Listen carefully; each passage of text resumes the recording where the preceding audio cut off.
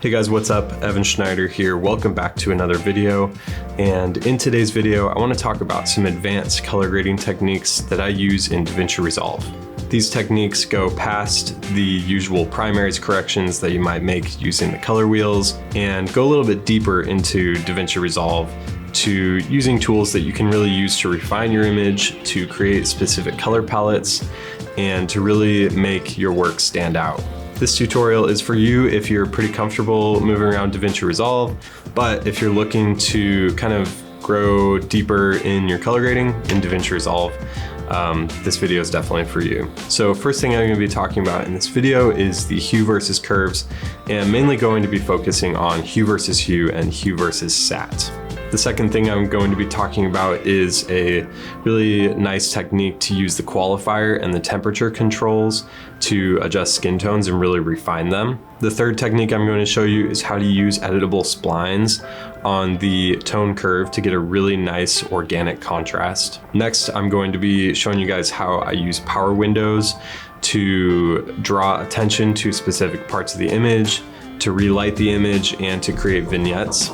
And finally, how to use a timeline node to apply grain across the entire timeline in one easy step. Really looking forward to sharing this knowledge with you all, and let's jump into DaVinci Resolve. All right, so we're here in DaVinci Resolve, and I've got 4 clips loaded up here to show you guys some examples. First thing I'd like to point out is that I've already kind of normalized and converted some log footage to Rec 709. So you want to make sure you do that first. So this first clip is a great example for what you can do with the hue versus curves. And you're going to find those down under the curves window in the bottom, and you can flip through all of the different modes of the curves. I'm mainly going to be focusing on the hue versus hue and the hue versus sat curves. Now, basically with these curves, you can adjust specific colors without affecting any of the other colors in the scene. You can also use the color curves to increase color contrast in the scene. So with this shot, I'm noticing that there's a lot of green in the scene. There's the blue sky up here, and also her skin tone is looking pretty neutral, but I think I would want it to be a little bit warmer, a little more saturated, and it's looking a bit on the magenta side. So the first thing I want to do is just bring a little more saturation into the skin tone. So for that, I'm going to go for the hue versus sat curve, which means I'm going to be taking a specific hue and adjusting the saturation of that hue. I can see that her skin tone is probably lying right here on the histogram. So I'm just going to click on the red, and I'm going to make another point right here, and I'm just going to push up this saturation. And you can see as I do that, it's pushing a lot more color into her skin, making it look a lot more vibrant. The next thing I'm noticing, which on my vector scopes, it confirms that her skin is pushing a little bit towards the magenta side. So to fix that, I can go to the hue versus hue curve, and I'm gonna make another point on red, and I'm just gonna drag it over here, and I'm gonna pull it down. And you can see as I do that on the vector scope that it's pushing it towards this line, which is the skin tone line. Anything around this line, you know that it's going to be a pretty accurate skin tone. So you want to aim for something in that range. So I'm going to pull that down a little bit towards green and pull a little bit of that magenta out of the skin tones. So you can see just with that adjustment alone, this is before and this is after. We've really brought a lot of life into the skin tones and made it a little more accurate. The next thing I see in this scene is I'd really love to bring up the green tones to kind of complement the skin. So I'm gonna go to the hue versus sat curve, and I'm just gonna make a point on green, and I'm just gonna bring up the saturation of those green tones. The last thing I wanna do is I'm noticing the sky and the mountains could be a little more saturated. So I'm just gonna bring up this point on the blue and bring in a little more color in that area. So with all those adjustments made on the hue versus hue, hue versus sat, this is before and this is after. This is before and after. So without even adding any contrast to the scene and only using the hue versus curves, we've actually added a lot more perceived contrast via the saturation and the color contrast that we've created. I can finalize this look by making a serial node and then just adding a bit of contrast and push the pivot point down a little bit and adjust that to a good point that I like. That's a good amount of contrast. And so you can see this is before and this is after. Just using these two simple tools, I've really adjusted the image to have a nice amount of contrast without blowing it out or crushing the shadows. It just feels very rich. I would recommend using this tool with the vector scope up because you can see how saturated the different colors are and which direction you're pushing them using the hue versus hue curves. Now with this next shot, I want to show you guys one of my favorite ways to adjust skin tones and to make them look really natural, really rich, and smooth out any imperfections that might be in them caused by lighting or different blemishes. And this method using the qualifier is sometimes the way to go. It also allows to use the qualifier down the pipeline to increase color contrast and separate your subject from the background. So the first thing you want to make sure is that you do any sort of balancing adjustments before you do the qualifier. Anything you do before the qualifier in the pipeline will affect the qualifier and you might have to adjust it later. So with this scene, I'm just going to increase the contrast a tiny bit and I'm going to use the pivot to push the exposure down a tiny bit like that. The next thing I'm going to do is I'm going to label that node, call it primary, and I'm going to create a serial node after, and this is where I'm going to do my qualifier. So what I'm going to do is I'm going to grab the selection tool, and I'm going to make sure my highlight is turned on, and I'm just going to click and drag it over his skin to make sure and pick up all of the different tones. That looks like a pretty good place to start. And then I'm gonna use the finesse tools just to kind of isolate the skin a little bit more using the clean black and clean white tools. And you wanna make sure and get a clean selection without too much noise. And you kind of have to finesse the tools a little bit. And you want to play through and make sure that there's no weird artifacting going on. I'm seeing on the back of his neck, so I might increase the selection range a little bit. And it's definitely okay to select different areas that aren't part of the skin tones, like over here and down here, the coffee. I find that usually it kind of affects those in a good way as well. So it's not a huge deal if you select things outside of the skin tones. Once you have a good selection made and you feel like it's pretty clean, I'm going to turn that off. And the next thing I'm going to do is with my vector scope up, I'm just going to use the temperature and tint tools to push more saturation into the skin. I'm just going to increase the temperature to a point where I feel like it reaches a good amount of saturation. And then I'm noticing that the skin is looking a little green according to the vector scope. So I'm just gonna push a little more magenta into the skin so that I get some good red tones going on in the shadows and it feels a lot more lifelike. And I think that's a pretty good spot. It's okay if it's a little bit, you know, around this line. It doesn't have to be perfectly on it. Some people's skin lean towards magenta, like mine is like basically red. Some people's skin leans a little more towards the green side. So whatever looks natural when you're close to that line. This is before and this is after. So I've really brought a lot of life back into the skin, and some of the green tones that were going on kind of right here on his cheek have definitely been smoothed out and added a lot more natural look to the skin tones. The really cool part about this is that now that I have the skin tone qualified in this node, I can actually use that qualification to adjust everything outside of the skin tones in the image.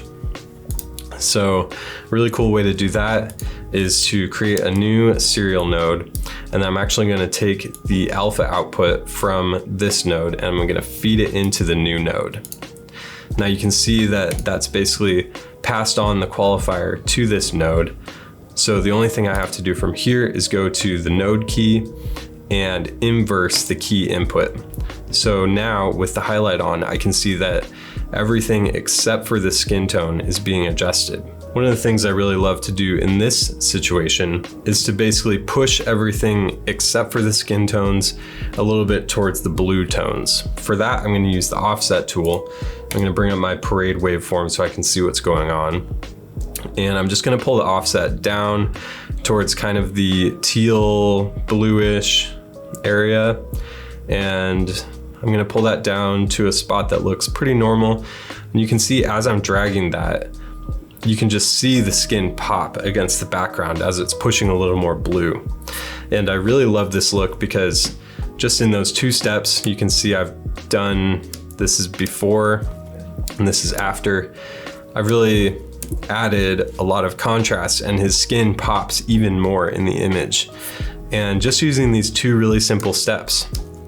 And the beauty about this is that I can always go back and adjust the qualifier in this layer and it feeds it straight into this node.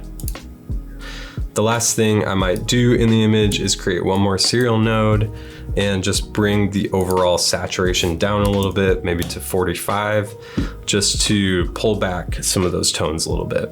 The last thing I could do is add a tiny bit more contrast and bring the blacks down and bring the midtones up a little bit to a nice level. And there we have a really nice, really organic, very punchy image that makes the subject stand out, and his skin tones are looking super good. This is before and this is after. This is before and after. One thing to note again is that anything we do before the qualifier, you want to be careful because it might affect it and you may have to adjust it. But I would also recommend doing the qualifier after any log adjustments that you might have made, because you want the qualifier to have a little more contrast. You generally don't want to qualify on a log image because there's not enough contrast or color for it to really separate the different tones. And scrubbing through, it's super clean. We haven't really introduced any noise or anything into the image, and it's looking really nice. So this next example is one of my favorite little secrets in DaVinci Resolve, which is editable splines on the tone curve. Most of the time, I'm sure a lot of you guys have used the tone curve and basically taken a specific point and just kind of clicked and dragged it and kind of adjusted it to make sure that it's in a good spot. But the problem with this is that the more adjustments you make, you can really isolate different parts of the image, but it can start looking a little bit unnatural. And anytime you want to change the overall tone curve, now you have all of these different points that you have to adjust. So I'm going to reset this, and under these 3 dots, I'm going to drop down and I'm going to click on Editable Splines. So basically, this allows me to select any point, and I use it just on the top and the bottom, and I can take this spline and I can actually use it to adjust the image. And as you can see, when I pull it, it creates a perfect line, perfectly smooth, and I can even adjust kind of how fast the roll off is and kind of how intense the contrast is. But yeah, this is a really great way to adjust the highlight and shadow roll off in a really organic way. So for this image, I'm feeling like there's a lot of shadows down here that I don't want to lose. So I'm going to bring this spline a little bit closer to the bottom, and I'm just going to pull it down a little bit to a point that feels pretty good, that I'm not crushing any of the shadows. Then I'm going to go to the top of the curve. I'm going to grab this spline and just pull it out towards this way until it reaches a good point. I'm looking at these buildings right here and I want them to kind of pop. So I'm trying to find that point on the spline and then kind of pull it up a little bit. Next thing I'm going to do is just take this top of the curve and pull it down to kind of compress those highlights and keep them from getting too close to the top. And with just a little bit of adjustment, you can see that it's creating a really nice organic roll off, preserving the shadow detail, and it's really easy to adjust after the fact. All you have to do is deal with the 2 points. This is before and after. There's an infinite number of ways that you can use the splines to really create a nice look for your image. You can even compress the highlights even more, create kind of a create a really soft look in the highlights, or you can keep them up high, kind of decrease the highlight roll off and make it look a little more punchy, a little more contrasty. So this last shot I want to use to illustrate the power of using power windows to relight a scene and to draw attention to specific parts of the shot. So I chose this shot because it's kind of an overcast day. It's a really beautiful scene, but I think we can make it look a little more dynamic using power windows. I've already got a primary adjustment on the clip to just kind of increase the contrast and decrease the color temperature a little bit. The first thing that I'm noticing in this shot is that I would love this kind of mountain point to be the focal point of the image. So the first thing I want to do is just kind of darken this area of the shot. So the way I'm going to do that is I'm going to create a serial node, and I'm going to go to the window tab and I'm going to make a gradient. So basically with this gradient, you can adjust the amount. This is kind of the area where it falls off, and this is the angle that it's going to be at. So I'm just going to bring this point down to the side and kind of adjust the fall off a little bit to a point where I feel like will work well. And then I'm going to take in the primaries tab, I'm going to use the gain. I'm just going to bring the gain down until I'm making a little bit darker on that scene. I'm going to adjust that a little bit. And I think another thing I could do is use the gamma and to bring down the temperature and just push a little more color into that area of the image so that it gets a nice dark, rich tone. So this is that adjustment before, and this is after. The next thing I want to do is I definitely want to make this area of the image brighter. So to do that, I'm actually going to use a parallel node because I want both of the nodes to reference this primary adjustment. If I make a serial node and then make the adjustment, I'm basically going to be doing it on top of this adjustment. So I find that the best way to do lighting adjustments is through parallel nodes. That way they're all referencing the same source. So with this node, I'm just gonna make a new circle power window and I'm gonna feather it out quite a bit. I'm gonna add it to this area right here. And I'm kind of picturing this being some sunlight falling on this area of the image. And then I'm gonna turn that off and I'm gonna bring up the gamma of that area a tiny bit, and maybe the gain a tiny bit too. So something like that looks a little bit better.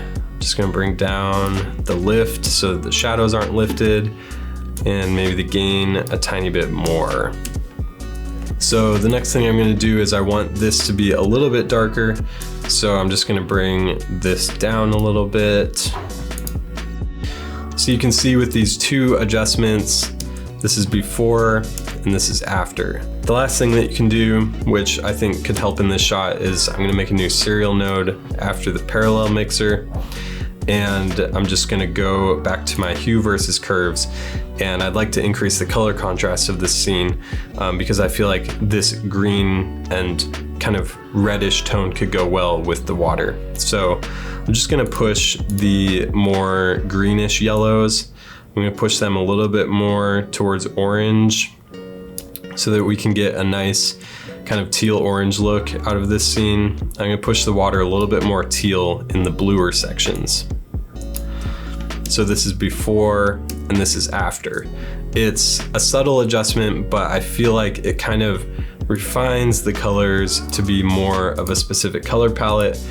And if you look in our vector scope, you can see that it's kind of just one straight line with some nice color contrast. The last thing we could do, which it doesn't matter too much in this shot because there's not a whole lot of movement, but if you have a power window on a part of the shot that the camera's moving a lot, you can actually track it really easily. I'm just gonna hit Command T and it's gonna track that point right onto the image so that wherever it moves, it stays right where it needs to be.